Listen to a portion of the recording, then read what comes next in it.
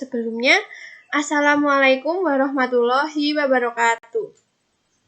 Waalaikumsalam warahmatullahi wabarakatuh. Sebelum memulai pembelajaran, alangkah lebih baiknya kita berdoa terlebih dahulu. Berdoa.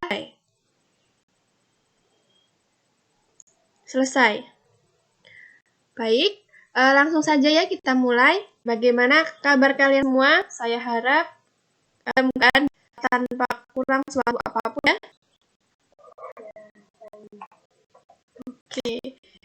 Di sini kan masih pandemi, jadi kita harus selalu menerapkan protokol kesehatan. Itu.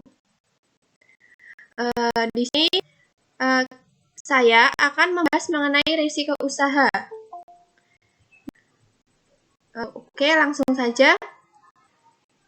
Dalam materi risiko usaha ini ada kompetensi intinya, kompetensi dasarnya seperti itu. Nah, adapun kompetensinya itu mengenai pengertian risiko usaha, kemudian kategori dan risiko usaha, kemudian ada jenis-jenis dalam risiko usaha seperti itu. Langsung saja ya kita mulai. Saya akan menampilkan. Ya. Oke.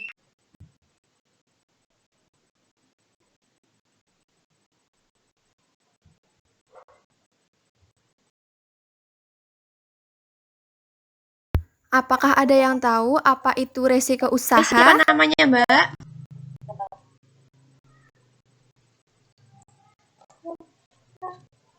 Oke, lanjutkan saja tadi.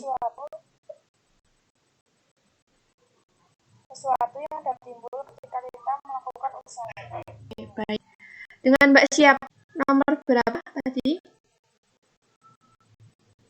Nomor 29.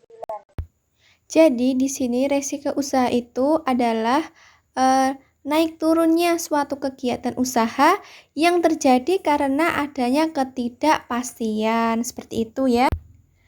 Kemudian ada kategori dalam risiko usaha itu ada apa saja? Ada risiko murni, yaitu risiko yang mampu menyebabkan adanya kerugian dan tidak akan mungkin menimbulkan keuntungan. Nah, risiko murni ini pada dasarnya terjadi karena adanya ketidaksengajaan dan tidak dapat dicegah. Kemudian ada risiko spekulatif, di mana jenis risiko yang diambil dengan sengaja atau secara sadar oleh seorang wirausaha. Dan pada risiko spekulatif ini memiliki dua kemungkinan, yaitu kemungkinan akan mendapatkan keuntungan atau akan mendapatkan kerugian, seperti itu. Selanjutnya, ada risiko yang didasarkan pada kontrol. Nah, di sini ada risiko yang dapat dikendalikan dan risiko yang tidak dapat dikendalikan.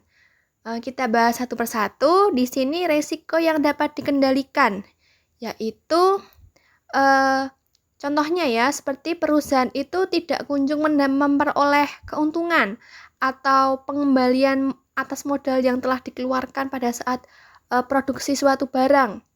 Nah, seperti itu. Maka perusahaan ini dapat memikirkan bagaimana caranya agar perusahaan itu dapat segera memperoleh pengembalian atas modalnya. Seperti itu. Kemudian ada risiko yang tidak dapat dikendalikan. Seperti apa? Seperti saat terjadi kebakaran, penipuan, ataupun bencana alam. Nah, kejadian-kejadian seperti itu kan kejadian yang tidak ada seorang pun yang menginginkan akan hal tersebut terjadi. Jadi, selanjutnya, cara efektif dan efisien dalam menghadapi risiko usaha itu dengan cara menggali dan memahami mengenai risiko usaha tersebut. Nah, ada berapa jenis risiko usaha? Yang pertama, ada risiko produksi. Di sini berkaitan dengan pada saat memproduksi suatu barang ya. Kemudian yang kedua ada risiko pemasaran. Ini berkaitan dengan bagaimana cara kita memasarkan suatu produk kita, bagaimana produk kita dikenal masyarakat luas. Nah, itu bagaimana. Yang ketiga ada risiko sumber daya manusia. Nah, ini berkaitan dengan karyawan, kepegawaian, atau bagaimana cara kita merekrut pegawai, merekrut karyawan. Tentunya pegawai atau karyawan yang kita pilih ini mereka-mereka yang dapat bekerja sama dalam tim agar dapat memasukkan perusahaan kita ya. Kemudian ada resiko finansial. Nah, ini berkaitan dengan keuangan perusahaan tersebut. Kemudian ada resiko lingkungan. Nah, ini contohnya seperti ini. Jika perusahaan kita bergerak di bidang industri makanan, nah kita juga harus memikirkan bagaimana limbahnya untuk lingkungan sekitar perusahaan. Nah, itu juga harus difikirkan. Kemudian ada resiko teknologi. Nah, ini berkaitan dengan seperti alat mesin yang digunakan untuk produksi barang di perusahaan tersebut. Nah, alat tersebut harus selalu dicek keadaannya, selalu dikontrol, harus dijaga, dirawat agar tidak mudah rusak, seperti itu. Dan tentunya tidak menghambat saat proses produksi barang. Jadi tidak terganggu ya saat jam kerjanya itu.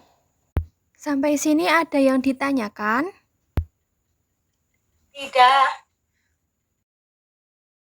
Ada resiko permintaan pasar, kemudian ada risiko perbaikan mengenai kritik dan saran dari konsumen, kemudian ada risiko kerjasama, bisa kerjasama antar perusahaan lain atau antar supplier, kemudian ada risiko peraturan pemerintah dan risiko pengembangan aset. Sekian, terima kasih. Sampai sini ada yang ditanyakan? Belum. Baik, kalau tidak ada yang ditanyakan lagi, pelajaran saya cukupkan sampai di sini. Semoga yang saya sampaikan dapat bermanfaat, dipelajari kembali. Terima kasih. Wassalamualaikum warahmatullahi wabarakatuh. Waalaikumsalam warahmatullahi wabarakatuh. Waalaikumsalam warahmatullahi wabarakatuh.